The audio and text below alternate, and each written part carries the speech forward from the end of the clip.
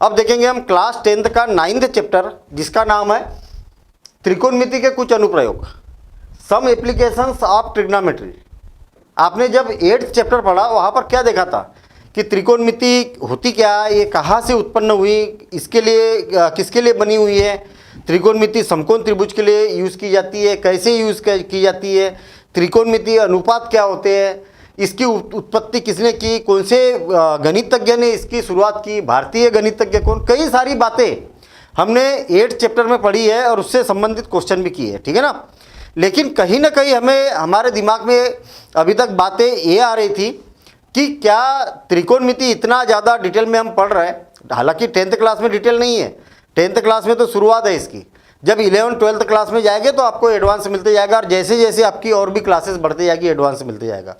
और केवल मैथ्स की बात नहीं कर रहे, ये फिजिक्स में, कई सारे मिलिट्री में, इसके अनुप्रयोग बहुत ज़्यादा है, कुछ अनुप्रयोग करना है हमें 10th क्लास में, और वो इस चैप्टर में पढ़ना है।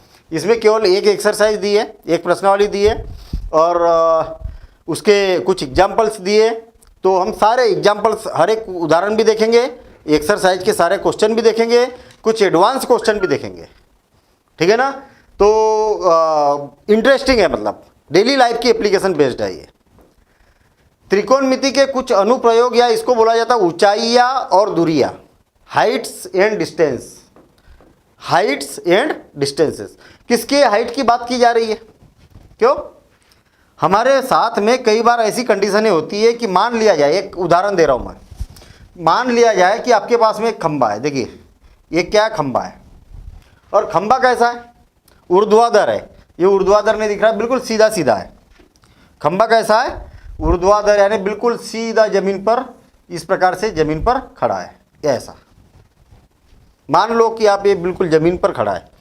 और जमीन पर कैसे खड़ा है, जमीन पर कैसे खड़ा है, मान लिया जाए कि ये क्या है, जमीन है, देखिए ध्यान देना, इधर ये जमीन है, जमीन तो इधर तक भी गई होगी ना, ये तो पूरा अनंत तक इधर भी, और इस प्रकार से जमीन पर खड़ा है।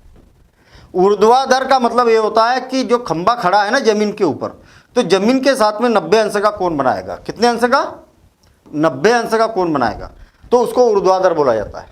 अब आप मुझे एक बात बताइए कि हमारे दैनिक जीवन में क्या देखा आपने ऊर्ध्वाधर, क्यों, दैनिक जीवन में ऊर्ध्वाधर ऐसी कौन सी वस्तु देखी, तो आप बोलेंगे कि अरे हमने तो सर ऐसी कई सारी वस्तुएं देखी है। क्या देखा भाई, कोई पेड़ लगा हुआ है, वो जमीन के ऊपर 90 अंश का कोण बनाते हुए बिल्कुल सीधा गया हुआ है, कोई बिल्डिंग बनी हुई है, भवन बना हुआ है, तो ऊर्ध्वाधर बना हुआ है ना। कई मान लिया जाए कि कई सारे खंबे होते हैं जो कि ऊर्ध्वाधर होते हैं, मतलब कई सारी चीज़ें, यानी बल्कि हम ये बोल सकते हैं कि जीवन में अधिकतर चीज़ें जो होती है वो क्या होती है, ऊर्ध्वाधर होती है। क्यों होती है ऊर्ध्वाधर, ऊर्ध्वाधर रहने से क्या होता है, बैलेंस अच्छा बना रहता है, आई ना बात समझ में। अगर जमीन के साथ में 90 अंश का कोण रहेगा, न तो इधर ज़्यादा गिरने का डर रहेगा, न तो इधर ज़्यादा गिरने का डर रहेगा, न तो इधर न तो इधर, मतलब ऊर्ध्वाधर रखने से बैलेंस बहुत अच्छा होता है। जैसे हम खड़े हैं जमीन के ऊपर, हम ऊर्ध्वाधर खड़े, ऐसे तिरछे खड़े हैं क्या, तिरछे खड़े रह गए तो फिर संभलना पड़ेगा, गिर न जाए हम, है ना। कोई भी वस्तु भी अगर हमें रखना है तो ऊर्ध्वाधर खड़ी करना पड़ेगा। अगर आड़ी रखने वाली बात अलग है, लेकिन अगर हमें कोई चीज़, अगर कोई खंबा भी खड़ा करना है तो सीधा देखा जाता है कि सीधा है कि नहीं है, तिरछा रहेगा तो दिक्कत है, गिरने की संभावना ज़्यादा रहती है।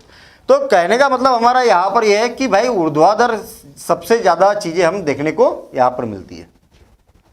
यहाँ पर क्या बोला है, ऊंचाइयाँ और दूरियाँ, ऊंचाई और दूरी। इस चैप्टर में पूरा ऊंचाई और दूरी से संबंधित ही बात करेंगे।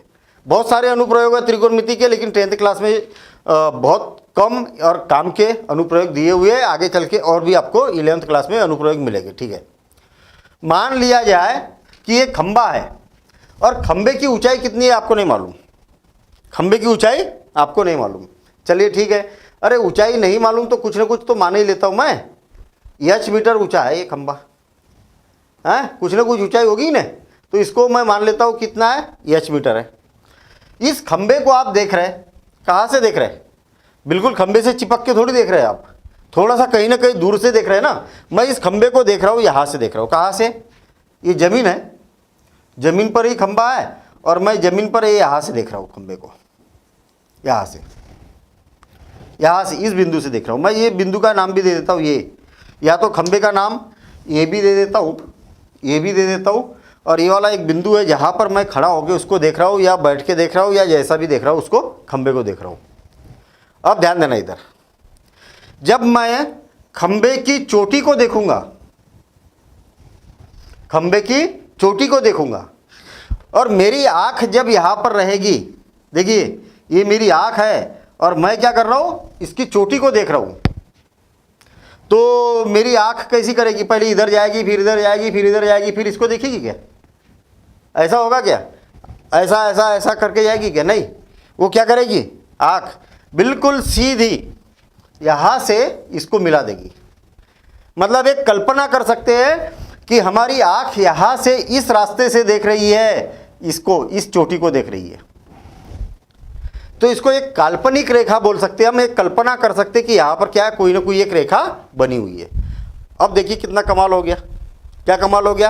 आपको मालूम है कि ये क्या है, 90 अंश का कोण है कि नहीं? 90 अंश का कोण भाई लंबवत है, और लंबवत है का मतलब क्या हो गया, 90 अंश का कोण है।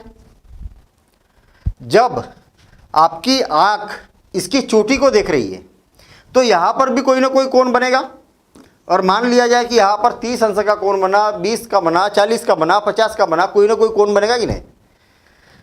मैंने मान लिया कि थीटा कोण बनता है।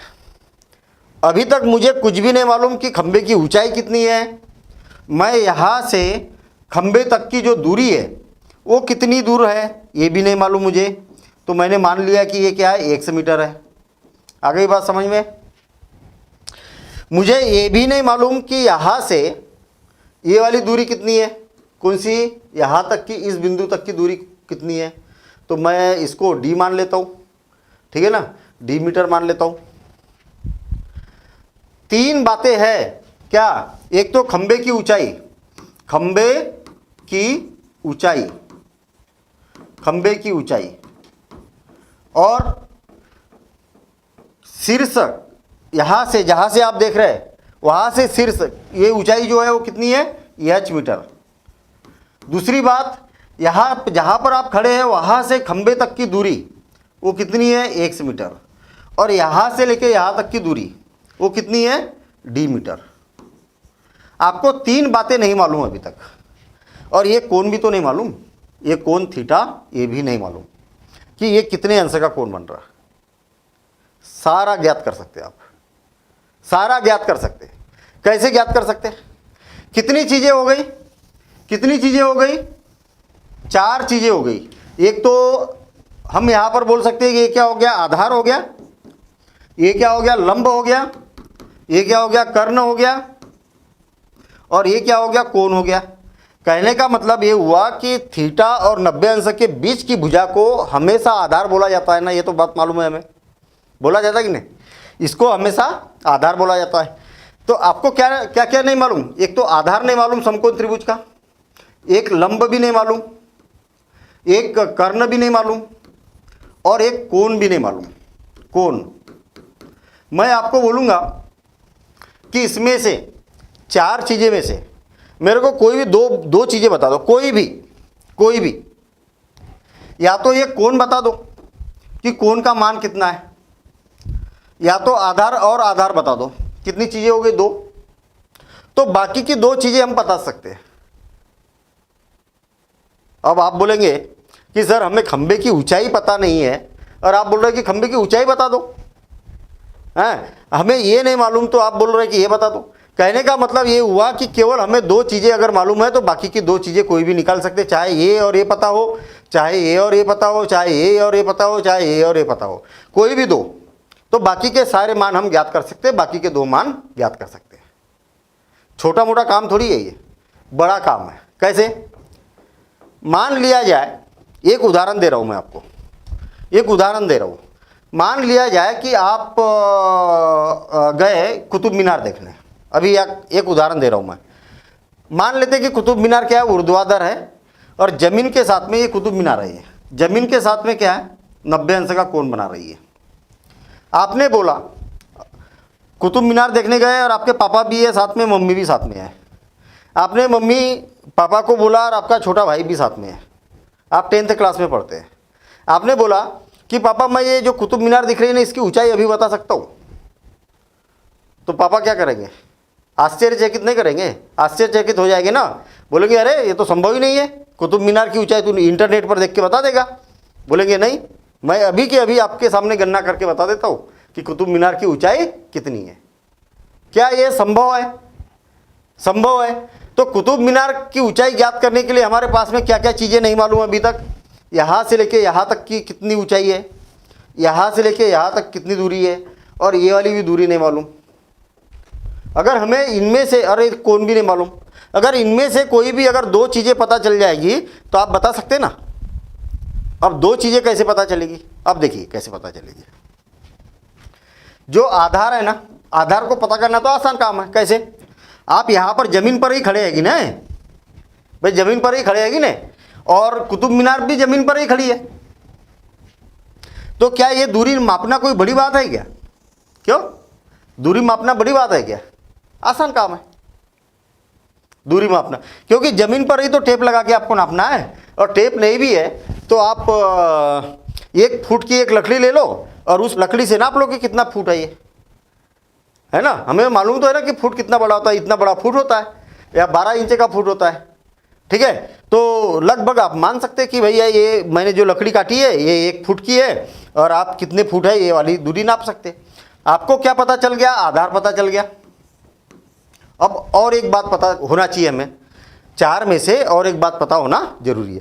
इसको ज्ञात करना आसान काम है ना, कर लिया ज्ञात। अच्छा, अब देखिए ये तो ज्ञात नहीं कर सकते भैया, इसके लिए तो हमें मीनार पर चढ़ना पड़ेगा, कुतुब मीनार पर चढ़ना पड़ेगा, या जो ऊंची चीज़ है उस पर चढ़ना पड़ेगा, यहाँ से टेप लटकाना पड़ेगा, तब पता चलेगा, जो कि संभव ही नहीं है। ये वाली तो काल्पनिक रेखा है कि नहीं? काल्पनिक रेखा, ये कोई रेखा बनती थोड़ी है ऐसी, ये तो एक कल्पना की जाती है। तो इस दूरी को भी मापना और भी ज़्यादा मुश्किल काम है। उसके लिए भी कुतुब मीनार पर चढ़ना पड़ेगा, रस्सी खींच के यहाँ तक की दूरी देखना पड़ेगा। अरे ये तो मुश्किल है। तो यहाँ पर लंब को ज्ञात करना मुश्किल दिख रहा, कर्ण को भी ज्ञात करना मुश्किल दिख रहा, तो हमारे पास में बचा कौन? कोण। इस कोण का माप कैसे ज्ञात किया जाए, इसकी टेक्निक देखना है। मैं आपको बता दूं कि इस कोण का माप ज्ञात करना चुटकियों का काम। आप इस कोण को ज्ञात कर सकते हैं। तो अब आपके कैसे ज्ञात कर सकते हैं अभी मैं बताऊंगा। आप भी ज्ञात कर सकते हैं, उसके लिए एक उपकरण की जरूरत पड़ेगी, और वो उपकरण आप घर में बना सकते हैं, ठीक है। घर में बना सकते हैं, बिल्कुल आसान सा उपकरण है। अब वो कैसे बनाना है वो सारी बातों पर मैं अभी डिस्कशन करूंगा। सबसे महत्वपूर्ण है ये कोण को ज्ञात करना, और कैसे ज्ञात करेंगे उस बात पर अभी हम डिस्कशन करेंगे। तो ये 2 बातें पता चल गई। तो यदि आपको ये ऊंचाई दूरिया वाला चैप्टर आता है तो आप ये इसकी मीनार की भी ऊंचाई ज्ञात कर सकते हैं, यहाँ से लेके यहाँ तक की दूरी भी ज्ञात कर सकते हैं, ठीक है।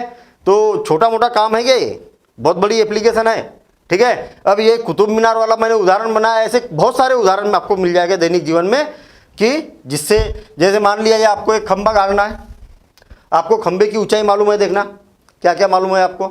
खंबे की ऊंचाई मालूम है कि ये खंबे की ऊंचाई कितनी है, गाड़ना है ना आपको। तो जमीन पर पड़ा है ना अभी, तो आप टेप लगा के खंबे की ऊंचाई बता सकते हैं। जहां पर गाड़ना है वहां से लेके ये वाली दूरी, जहां पर आप इसको रस्सी से बांधना चाह रहे हैं, आपने देखे होंगे ना खंबे, बिजली के खंबे जो रहते हैं, उसको एक सपोर्ट दिया जाता कि ताकि गिरे नहीं, दिया जाता ना। तो ऐसा तार बांधना है आपको, ये वाला तार बांधना है। कहाँ पर बांधना है? यहाँ पर बांधना है। आपके पापा ने बोला, आपके पिताजी ने बोला कि अच्छा ये बेटा एक काम करो, अपने को ये वाला खंबा गाड़ना है और मुझे यहाँ पर गाड़ना है। ये एक यहाँ पर कोई एक खूंटा है, उस खूंटे से बांधना है, और मार्केट में जाओ और इसके लिए तार लेके आ जाओ। मार्केट में गए, दुकानदार ने बोला कि तार कितना बड़ा तार चाहिए भाई तुमको? तो आप क्या बोलेंगे दुकानदार को? दे दो अंदाजे से, मुझे तो खंबा गाड़ना है। अरे दुकानदार को थोड़ी मालूम है, वो तो 100 मीटर दे देगा, उसको तो बेचना ही है ना। लेकिन अगर आप एग्जैक्ट बता देंगे कि मुझे इतने मीटर का तार चाहिए, तो कितना मजा आएगा। तो इस तार कितना लंबा तार लगेगा यहाँ पर, वो आप बता सकते हैं। अगर कोई खंबा है और आपको इस खंबे के ऊपर चढ़ना है और सीढ़ी को यहाँ पर लगाना है, तो कितनी लंबी सीढ़ी लगेगी, ये बता सकते हैं। तो कई सारे अनुप्रयोग है ऐसे। अभी जब क्वेश्चन करेंगे तो सारे ऐसे अनुप्रयोग मिलेंगे। इसके क्वेश्चन करना बिल्कुल आसान काम है, ठीक है, बिल्कुल आसान काम है। अभी आप देखेंगे तो चुटकियों में क्वेश्चन बनेंगे, लेकिन उसके लिए हमें कुछ बातों का ध्यान रखना पड़ेगा, कुछ बातों का ध्यान रखना पड़ेगा। कैसे? देखिए, अभी हमने क्या किया था, एक खंबा बनाया था। देखिए, और फिर से बना रहा हूं मैं एक खंबा बना रहा हूं, ये खंबा बना दिया। थोड़ा तिरछा विरछा होगा तो आप मान लेना कि ये खंबा कैसा है, सीधा सीधा है, ठीक है ना, सीधा खंबा है, बिल्कुल जमीन पर खड़ा है। आप इस खंबे की चोटी को देख रहे हैं, कहाँ से देख रहे हैं भाई? इस खंबे की चोटी को कहाँ से देख रहे हैं? यहाँ से देख रहे हैं, इस बिंदु से, धरातल से देख रहे हैं, और इसकी चोटी को यहाँ से ऊपर की ओर देख रहे हैं, ऊपर की ओर देख रहे हैं, ऊपर की ओर देख रहे हैं। तो आप कहाँ से, आपकी आँख कहाँ पर है? यहाँ पर है, और यहाँ से खंबे की चोटी को देख रहे हैं। मान लिया जाए कि ये ए है और ये क्या है? बी है। खंबा कैसा खड़ा है? कैसा खड़ा है बताइए? 90 अंश का, जमीन के साथ में 90 अंश का कोण बनाते हुए। तो आप बोलेंगे इसको लंबवत बोला जाता है। क्या बोला जाता है? खंबा लंबवत खड़ा है, लंबवत। लंबवत मतलब ये ऐसा, जमीन के साथ 90 अंश का कोण। ये वाली भाषा का जानना बहुत जरूरी है। जब क्वेश्चन पूछा जाएगा खंबा लंबवत खड़ा है, अरे भैया खंबा लंबवत खड़ा है, लंबवत तो ही नहीं मालूम हमें, तो लंबवत का मतलब क्या हो गया? 90 अंश का हो गया। इसके अलावा इसको ऊर्ध्वाधर भी बोला जाता है। क्या बोला जाता है? ऊर्ध्वाधर, ऊर्ध्वाधर, ऊर्ध्वाधर बोलिए चाहे लंबवत बोलिए, दोनों का मतलब एक ही हो गया। 90 अंश के साथ में बना हुआ है, ये भी मतलब वही हो गया। लंबवत बोल दीजिए चाहे ऊर्ध्वाधर बोल दीजिए चाहे 90 डिग्री पर बोल दीजिए। तो ये शब्दावली यूज की जाती है प्रश्नावली में। कोई खंबा ऊर्ध्वाधर खड़ा है या लंबवत खड़ा है या धरातल के साथ में 90 अंश का कोण बनाकर खड़ा है, या समकोण पर भी बोला जा सकता है। समकोण, समकोण का मतलब क्या हो गया? 90 अंश का कोण हो गया। देखिए, ये शब्दावली है, किसी क्वेश्चन में ये यूज किया जा सकता है, किसी में किए, ठीक है। तो ये बातें मालूम होना चाहिए। 36, अच्छा, इसको इंग्लिश में भी बोला जाता है वर्टिकल, वर्टिकल, वर्टिकल, वर्टिकली खड़ा है ऐसा। अब हिंदी के क्वेश्चन में इंग्लिश तो नहीं दिखेगी आपको, लेकिन वर्टिकली भी इसको इंग्लिश में बोला जाता है। 36 का मतलब होता है धरातल पर या धरातल पर, धरातल, धरातल पर। धरातल का मतलब ये हो गया कि धरातल पर ही ये खंबा खड़ा है और धरातल के किसी बिंदु से उसको देखा जा रहा। तो ये वाली जो दोनों को मिलाने वाली जो रेखा होगी वो क्या होगी? सीधी रेखा होगी, क्षैतिज रेखा, या धरातल, या धरातल के समांतर। धरातल के समांतर का भी अगर बोला जाए तो धरातल के समांतर मतलब इसी प्रकार से आपको रेखा बनाना पड़ेगा। इंग्लिश में बोला जाता है इसको हॉरिजॉन्टल, हॉरिजॉन्टल, ठीक है। अब मान लिया जाए कि ये यहाँ पर क्या है? 90 अंश का कोण बना है, और यहाँ पर ये क्या है? थीटा का कोण बना है। मतलब दृष्टि के द्वारा उसको जब देखा जाता है तो यहाँ पर थीटा का कोण बन रहा। तो इसी को क्या बोला जा सकता है? आधार भी बोला जाता है। इसी भुजा को क्या बोला जाता है? आधार। और इस भुजा को क्या बोला जाएगा? लंब बोला जाएगा। आई ना बात समझ में? लंब, लंबवत या लंब। तो ये सारे नाम आपको मालूम होना चाहिए। अच्छा, अब देखिए,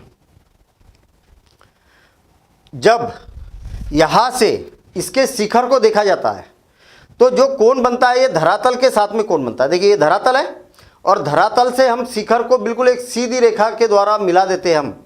तो यहाँ पर जो कोण बन रहा वो कोण क्या बोला जा रहा? न्यून कोण, न्यून कोण, न्यून कोण ही बनेगा हमेशा, ठीक है। अधिक कोण नहीं बनेगा, समकोण नहीं बनेगा, न्यून कोण ही यहाँ से बनेगा।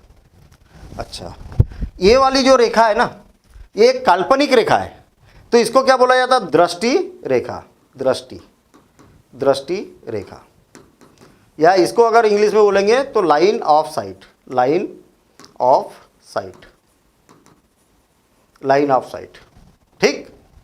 लाइन ऑफ साइट भी इंग्लिश में बोला जाता है, वैसे दृष्टि रेखा इसको कहा जाता है, काल्पनिक रेखा है। अच्छा, अब जब मान लिया जाए कोई भी प्रेक्षक नीचे से ऊपर की ओर देखता है, नीचे से ऊपर की ओर देखता है, यानी कहने का मतलब ये मान के चलिए कि पेड़ पर चिड़िया बैठी है और हम नीचे से देख रहे हैं उसको, जमीन पर से देख रहे हैं, तो पेड़ को कहा ऊपर की ओर देखना पड़ेगा। जब भी मैं नीचे से ऊपर की ओर देखूंगा तो क्या कोण बनता है? उन्नयन कोण बनता है। कौन सा कोण बनता है? उन्नयन कोण। उन्नयन कोण मतलब ऊपर की ओर, नाम से क्लियर है। उन्नयन मतलब जब ऊपर की ओर देखेंगे और यहां पर जब कोण बनेगा उसको उन्नयन कोण बोला जाता है। इतनी बात याद रख लो आप, ठीक है। अभी तक जो महत्वपूर्ण बात थी वो ये थी कि उन्नयन कोण ज्ञात कैसे किया जाता है, उस पर अभी हम यहाँ पर डिस्कशन करेंगे। अब देखिए, मान लिया जाए कि हमारे पास में कोई टावर है। देखिए एक टावर है, ये टावर है, और टावर के ऊपर क्या है, कोई व्यक्ति बैठा हुआ है। ये टावर पर क्या है, कुछ इस प्रकार से एक स्टैंड भी बना हुआ है, और टावर पर कोई व्यक्ति क्या है, यहाँ पर बैठा हुआ है, ठीक। और ये क्या है, धरातल है। ये क्या है, धरातल है। धरातल पर मान लिया जाए कि यहाँ पर कोई कार है या कोई वस्तु है, ठीक है। कार भी हो सकती है या कोई वस्तु भी हो सकती है। हमारे पास में क्या है, ये क्या है, धरातल है, और धरातल पर कोई वस्तु है।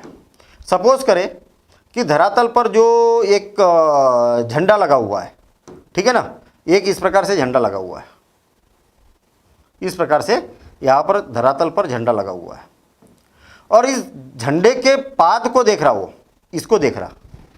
कहाँ से देख रहा, यहाँ से देख रहा। देखिए यहाँ से ऊपर से इसको देख रहा।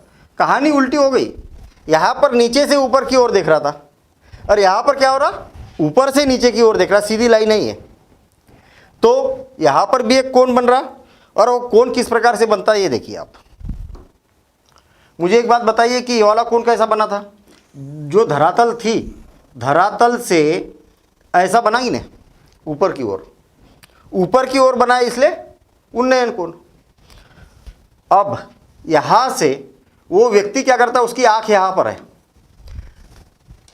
आंख से धरातल के समांतर। देखिए धरातल का क्या है, ये समांतर है, ये धरातल का समांतर है। देखिए ये वाली धरातल है और उसी के समांतर के नीचे जब भी वो देखेगा तो जितना भी झुका हुआ रहेगा तो ये वाला कोण होता है, ये वाला कोण होता है कितना, थीटा। तो कब बन रहा है ये वाला कोण, ये बताइए। ये बात समझ में नहीं आई, फिर से और एक बार। मान लिया जाए कि ये खंबा है, खंबे से कोई व्यक्ति नीचे की ओर देख रहा है इसको, तो आपसे बोला जाएगा कि भैया कितना कोण बन रहा, तो आप बोलेंगे कि सर जब नीचे देख रहा तो ये वाला कोण बना ना, बना कि नहीं बना, ये वाला नहीं बना। क्यों नहीं बना, ये धरातल के समांतर से कोण बनता है। जैसे ये धरातल है ना, तो धरातल के समांतर देखा जाता है ये वाला, और समांतर से जिधर भी वो देख रहा वो ये वाला कोण कहलाता है। तो इसी कोण को क्या बोला जाता है, अवनमन कोण बोला जाता है। अवनमन कोण, अवनमन कोण, अवनमन कोण, अवनमन न है ये, है ना, अवनमन कोण। इस कोण को बोला जाता है अवनमन कोण। अच्छा, जब प्रेक्षक नीचे से ऊपर की ओर देखता है, प्रेक्षक का मतलब क्या हुआ, जो व्यक्ति होता है उसको प्रेक्षक बोला जाता है। प्रेक्षक, जो भी व्यक्ति देख रहा, प्रेक्षक मतलब जो देख रहा वो। प्रेक्षक कहां पर बैठा है, यहां पर बैठा है प्रेक्षक, इसको प्रेक्षक बोला जाता है। तो ध्यान देना, प्रश्न में बोला जाएगा कि कोई प्रेक्षक जब खंबे की चोटी पर बैठा हुआ है तो यहां पर बैठा हुआ है वो, ठीक है ना। तो प्रेक्षक से कंफ्यूज मत होना, प्रेक्षक मतलब वो यानी कोई व्यक्ति है। जब ऊपर से नीचे की ओर देख रहा तो कौन सा कोण बनेगा, अवनमन कोण बनेगा। अच्छा, अब यहाँ पर देखना जो डायग्राम बनाया वो कैसा बना है, ऐसा बना है, ऐसा बना है और ऐसा बना है, और यहाँ से ये वाला हो गया। मुझे एक बात बताइए कि क्या ये रेखा, ये वाली रेखा और ये वाली रेखा समांतर है? बिल्कुल है ना, समांतर तो बनाई है हमने। और ये वाली इसकी एक तिर्यक रेखा काट रही है, काट रही क्या, हाँ काट रही ना तिर्यक रेखा। तो ये वाला कोण और ये वाला कोण कैसा होता है, बराबर होता है। क्यों होता है, क्योंकि इस कोण को क्या बोला जाता है, इस कोण को भी और इस कोण को भी एकांतर कोण, एकांतर कोण क्या बोला जाता है, एकांतर कोण। और एकांतर कोण क्या होते हैं, हमेशा बराबर होते। कहने का मतलब हमारा ये है कि जब ये वाला कोण की बात की जाती है तो ये वाला कोण देखिए ना, ये और ये रेखा क्या हो गई, समांतर हो गई। तो इस कोण की बात की, अगर ये थीटा है तो ये भी थीटा हो जाएगा। जितना भी कोण ये बनेगा उतना ही कोण ये भी बनेगा। क्लियर, मजा आ रही। मजा आ रही? बस ये शब्दावली को ध्यान देना, आप शब्दावली पर ध्यान देना। जब क्वेश्चन पूछा जाएगा तो ऐसी ही शब्दावली यूज की जाएगी। तो आप इतनी बात आप नोट कर लो, फिर हम यहाँ पर बात करते कि अवनमन कोण और उन्नयन कोण वास्तव में बनता कैसे है। ठीक है, इसको आप नोट कर लीजिए और हम अवनमन और उन्नयन कोण पर यहाँ पर डिस्कशन करते। देखिए, आपने चांदा देखा है? चांदा कंपास बॉक्स में, क्यों कंपास बॉक्स में चांदा देखा है? ये ऐसा होता है चांदा, ये वाला डी जिसको बोला जाता है। इससे क्या किया जाता है? इससे कोण को मापा जाता है कि भैया, या कोण को बनाया जाता है कि कितना बड़ा कोण बनाना, 30 अंश का बनाना, 40 का बनाना, 50 का बनाना। और इस प्रकार से आप 10th क्लास में पढ़ रहे हैं, ये वाली सारे काम हमने कर चुके हैं। उन्नयन कोण और अवनमन कोण को पता करने के लिए आप चांदे की हेल्प ले सकते हैं। और चांदा अगर आपके पास में मान लिया या कहीं घूमने गए चांदा नहीं है, तो आप इसको बना भी सकते हैं, अपने से बना भी सकते हैं। कैसे बना सकते हैं? देखिए ध्यान देना, इधर मैं आपको उन्नयन कोण और अवनमन कोण को बनाने का तरीका बताता हूँ यार। तो हम सबसे पहले क्या है, जो कोण उपकरण जैसे कैसे बनाया जाता है भाई, उन्नयन कोण और अवनमन कोण ज्ञात करने के लिए उपकरण कैसे बनाया जाता है उस पर डिस्कशन करते हैं। फिर उसके बाद अपन ये देखेंगे कि जो प्रश्न आएंगे उन प्रश्नों को हल कैसे किया जाता है। देखिए, उपकरण बनाना है, मैंने बना के रखा है उपकरण। ठीक है, इस प्रकार से मैं इस उपकरण के द्वारा, उपकरण क्या है, एक खड्डा दिखाई दे रहा है यहाँ पर और एक पाइप दिखाई दे रहा बस, और एक धागा है। इतना आसान उपकरण है उन्नयन कोण और अवनमन कोण ज्ञात करने के लिए। वो बनाना कैसे है ये देख लीजिए। आप घर में भी बना सकते हैं इसको, और आपके सामने बना के दिखा रहा हूँ।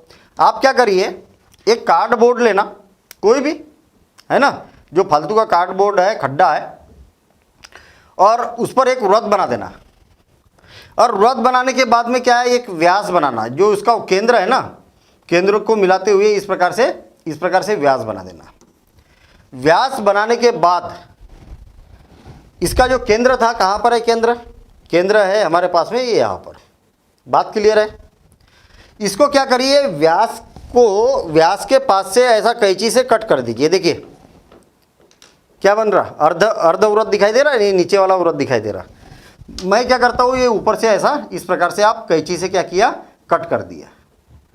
2 टुकड़े बना दिए, मतलब सीधी बात ये इसके। और 2 टुकड़े बनाने के बाद आप क्या करिए, 2 टुकड़े बनाने के बाद इस पर इस प्रकार से लंबवत एक लाइन खींचिए।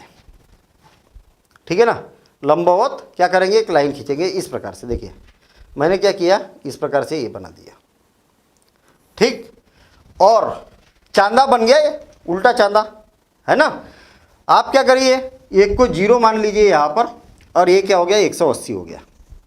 ठीक है, और ये कितना हो गया, 90 हो गया। अगर इसको पर देखा जाए तो इस प्रकार से चांदा होता है। यहाँ पर समान दूरी पर 10, 20, 30, 40, 50, 60, 70, 80 और ये क्या हो गया, 90। और ये हो गया 100, 110, 120, 130, 140, 150, 160, 170 और 180। क्लियर हो गई बात। लेकिन जो चांदा होता है उस पर आपको गिनती क्या है, थोड़ी सी अलग प्रकार से बनाना है। देखिए कैसे गिनती बनाएंगे। इसको 0 मानिए आप, इसको क्या मान दो, 0। यहाँ से चलिए 10, 20, 30, 40, 50, 60, 70, 80 और ये क्या हो गया, 90 हो गया। सेम इसी प्रकार से इधर भी चलिए 10, 20, 30, 40, 50, 60, 70 और ये 80 और ये क्या हो गया, 90 हो गया। बस हो गया, ये बन गया आपका उपकरण। ये इस प्रकार का उपकरण बन गया। अब इसके बाद आपको क्या करना है, यहाँ पर एक छेद करना है छोटा सा। और छेद, ये देखिए मैंने छेद किया, छेद दिखाई दे रहा है यहाँ पर। छेद करना है और छेद में रस्सी को बांधे, धागे को बांध देना एक। और धागे को बांधने के बाद में इस प्रकार से आपको कोई एक धागे में कोई एक वजन लटका देना है, ताकि थोड़ा सा वजन रहे, मतलब ऐसा नहीं तो धागा तो इधर उधर हिलेगा ऐसा। ठीक है, हल्का है ना, तो इसके लिए इसको थोड़ा सा टाइट रहे ऐसा। मैं जब लटकाता हूँ तो टाइट रहेगा, इसके लिए क्या है, एक वजन यहाँ पर लटका दीजिए। लटका दिया वजन, मैंने भी कोई ऐसा जरूरी नहीं कि बहुत कोई स्पेशल लटका है, मैंने पेन का ढक्कन लगा दिया यहाँ पर, है ना, इस प्रकार से। यहां पर क्या करना है आपको, एक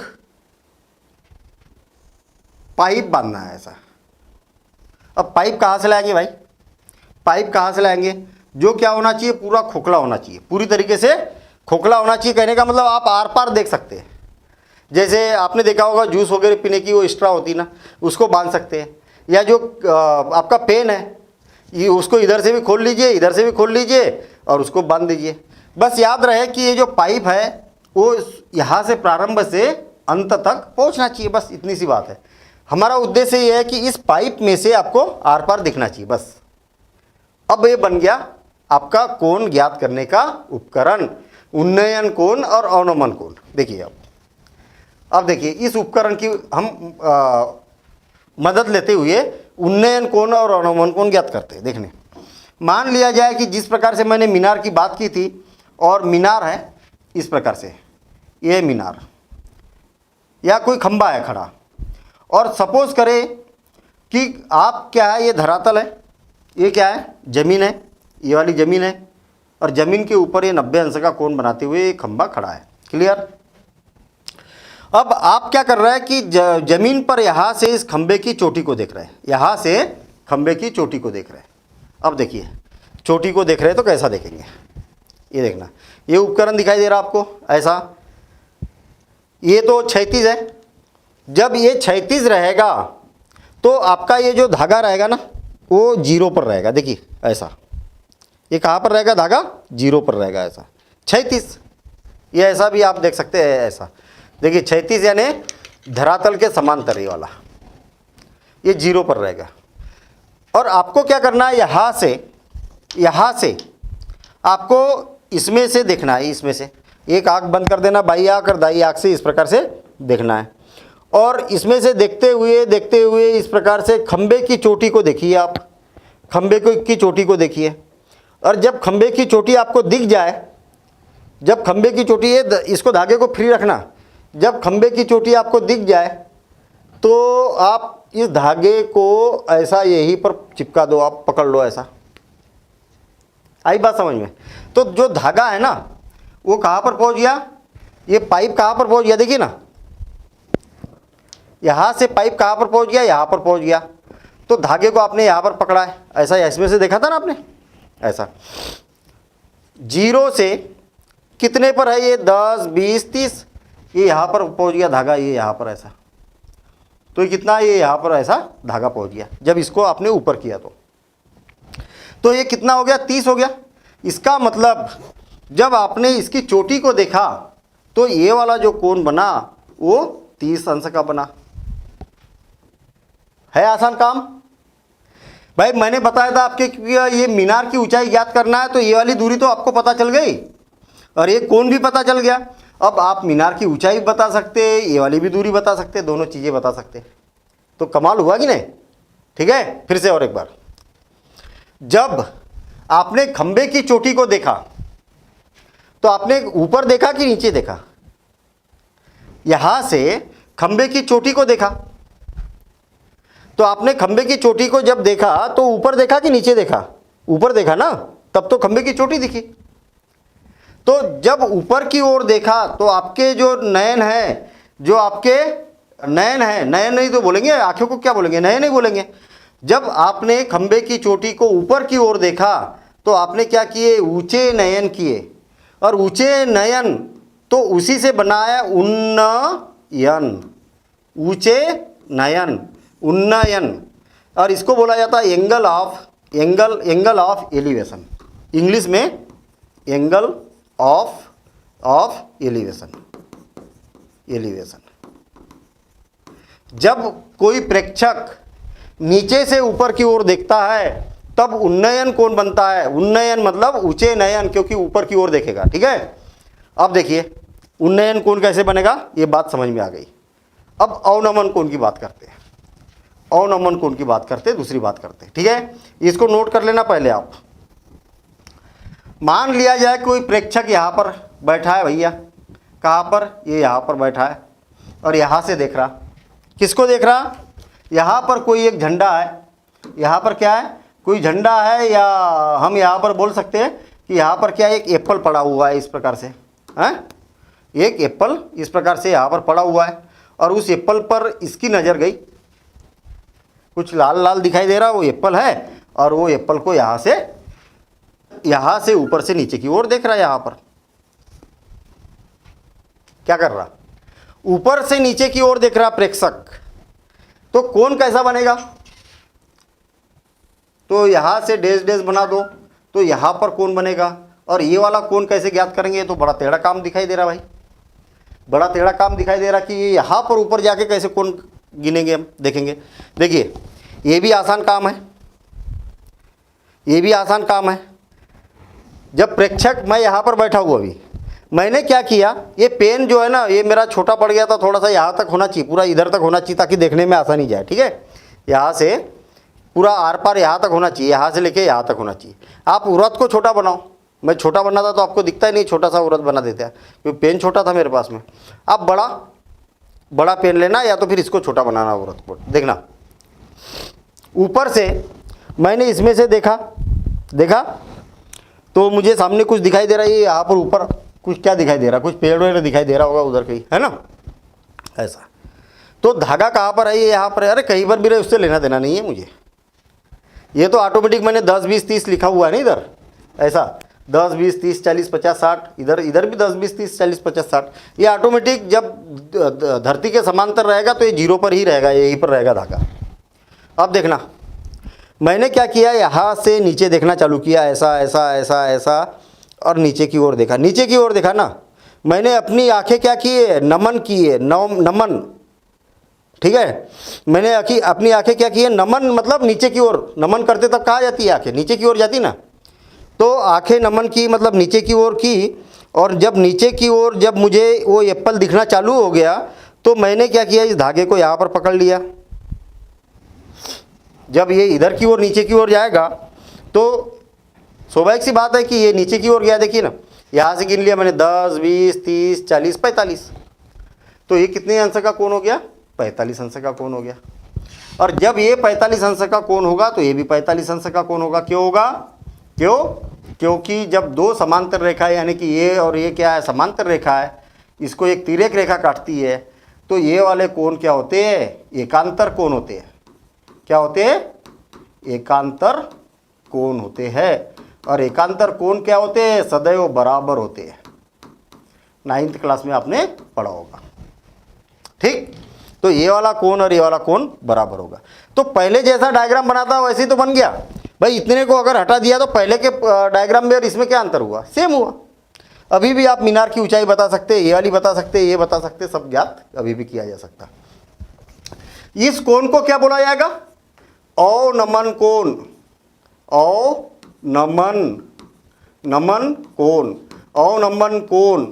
अवनमन कोण क्यों, अवनमन, जो हमारी आँख है वो क्या हुई, नमन किया हमने, नीचे की ओर जा रही है। ठीक है, इसलिए ये कोण जो बनता है उसको क्या बोला जाता है, अवनमन कोण बन जाता है। ठीक है, बात क्लियर हो गई। अब सबसे महत्वपूर्ण बात, अभी तक तो ये बातें हुई कि भैया इसमें होता क्या क्या है, ये बातें अभी तक हमने समझी है। अब ये देखते हैं कि इसके जो प्रश्न रहेंगे उसको, प्रश्नों को हल कैसे किया जाता है। देखिए, मान लिया जाए कि मेरे पास में क्या सिचुएशन बनी, क्या स्थिति बनी कि एक खंबा है। देखिए ध्यान देना, इधर एक खंबा है। बड़ी महत्वपूर्ण बात, सबसे महत्वपूर्ण बात कि इसके प्रश्नों को हल कैसे किया जाता है। इस बात को आप समझिए, पूरे प्रश्नावली के क्वेश्चन बन जाएंगे। और कैसे बनेंगे अभी आपके सामने ही बनाऊंगा मैं, देखना। मान लिया जाए कि ये एक पेड़ है, कौन सा, ये वाला, ये एक पेड़ है, और ये पेड़ को मैं हरा कर देता हूँ तो ये पेड़ हो गया, ये है ना, ये पेड़ हो गया। और इसका नाम कितना है, ये भी है। अरे कुछ ना कुछ तो नाम देना पड़ेगा ना। और इसका जो पाद है, पाद, ये पेड़ का क्या कहलाता है, पाद, पेड़ का पाद कहलाता है ये वाला। क्वेश्चन में लिखा रहेगा पाद, तो आपको समझना है कि पाद मतलब नीचे वाला भाग है। और ये क्या कहलाता है, इसका शीर्ष। ये क्या कहलाता है, इसका शीर्ष कहलाता है। ठीक है, और कोई व्यक्ति उसको यहाँ से यहाँ पर देख रहा है तो कोई ना कोई एक कोण बनेगा, और मान लिया जाए कि ये कोण कितना बन रहा, थीटा कोण बन रहा। ये क्या हो गया, 90 अंश का कोण हो गया।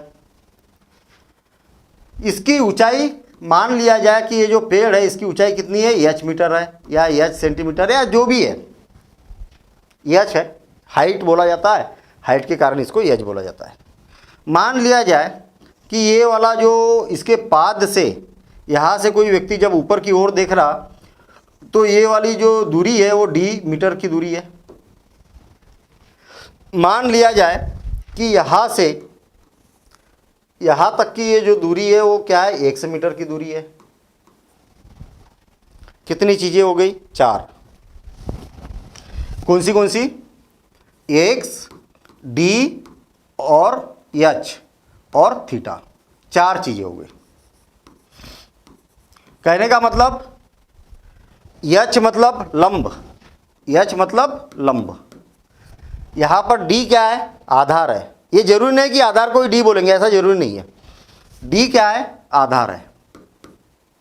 चलिए पूरा लिख देता हूँ, आधार है। और ये क्या है, लंब है। अच्छा, ये x क्या है, कर्ण है। आपको मालूम है ना कि थीटा और 90 डिग्री के बीच वाली भुजा को आधार बोला जाता है और थीटा के सामने वाली भुजा को लंब बोला जाता है।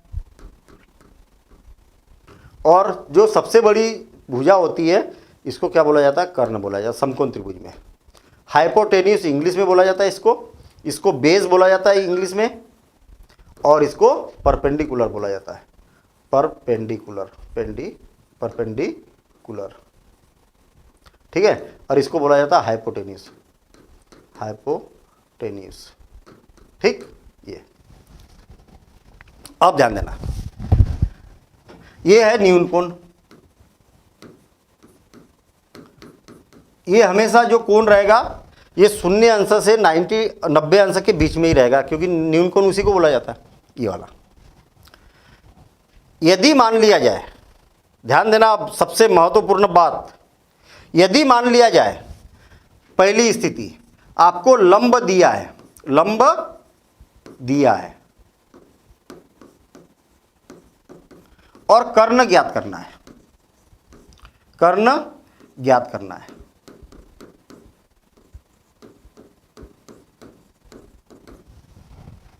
या लंब ज्ञात करना है और कर्ण दिया है, दोनों स्थिति। या तो इसको मैं फिर से, अब यदि मान लिया जाए आपको लंब दिया है, क्या लंब दिया है और कर्ण ज्ञात करना है। ध्यान देना, इधर क्या क्या बोला है, लंब दिया है और कर्ण ज्ञात करना है। तो मुझे एक बात बताओ कि त्रिकोणमितीय अनुपात में ऐसा कौन सा अनुपात है जिसमें लंब और कर्ण की बात की जाती है। तो आपको मालूम है कि भैया sine theta is equal to क्या होता है, sine theta is equal to लंब बटे कर्ण होता है, लंब बटे कर्ण होता है। और कौन सा सूत्र है, और कौन सा सूत्र है जिसमें लंब और कर्ण की बात की जाती है। तो आप बोलेंगे कि cosec theta is equal to भी क्या होता है, कर्ण बटे लंब होता है। आ गई बात समझ में। तो जब आपको लंब दिया है, कर्ण ज्ञात करना है, तो सदैव हमेशा गारंटेड साइन थीटा का फार्मूला लगाओ या तो फिर कोसेक थीटा का फार्मूला लगाओ। हम लगाएंगे साइन थीटा का। अब आप बोलेंगे कि क्यों सर, ये भी तो लगा सकते, लगा दो, कोई दिक्कत थोड़ी है ना। साइन थीटा लगाओ या कोसेक थीटा लगाओ, आंसर सेम आएगा। मैं साइन थीटा का लगाऊंगा, ठीक है। अच्छा, आप भी वही लगाना, क्योंकि साइन कास टेन में ही अपना काम हो जाता है, पूरा ऊंचाई दूरी का काम हो जाता है। अब देखना दूसरी स्थिति, जब आधार दिया हो और कर्ण ज्ञात करना हो, या कर्ण दिया हो और आधार ज्ञात करना हो, याद रख लेना बस। तो आधार और कर्ण कौन से सूत्र में यूज किया जाता है, तो आप बोलेंगे कि cos theta is equal to क्या होता है, आधार बटे कर्ण, आधार बटे कर्ण। आप बोलेंगे कि ये तो गलत बात है, सेक भी तो यूज किया जा सकता। क्यों, क्योंकि सेक थीटा का फार्मूला होता है कर्ण बटे आधार। तो बिल्कुल सही बात है, सेक थीटा भी यूज किया जा सकता। तो या तो इसको यूज करो या इसको यूज करो। अब देखिए तीसरी स्थिति, जब लंब दिया है और आधार ज्ञात करना है, आधार ज्ञात करना है, या आधार दिया है और लंब ज्ञात करना है। तो फिर कौन सा फार्मूला यूज करेंगे? लंब और आधार कौन से सूत्र में होता है? टेन थीटा में होता है। Tan theta is equal to लंब बटे आधार होता है, लंब बटे आधार यूज होता है। या तो फिर कॉट थीटा का भी उपयोग किया जाएगा, कॉट थीटा का उपयोग किया जाएगा, क्योंकि ये आधार बटे लंब होता है। तो ओवरऑल लंब और कर्ण की बात की जाती है तो साइन थीटा का उपयोग करो, आधार और कर्ण की बात की जाती है, एक दिया है एक पूछा गया है तो ये वाला यूज करो।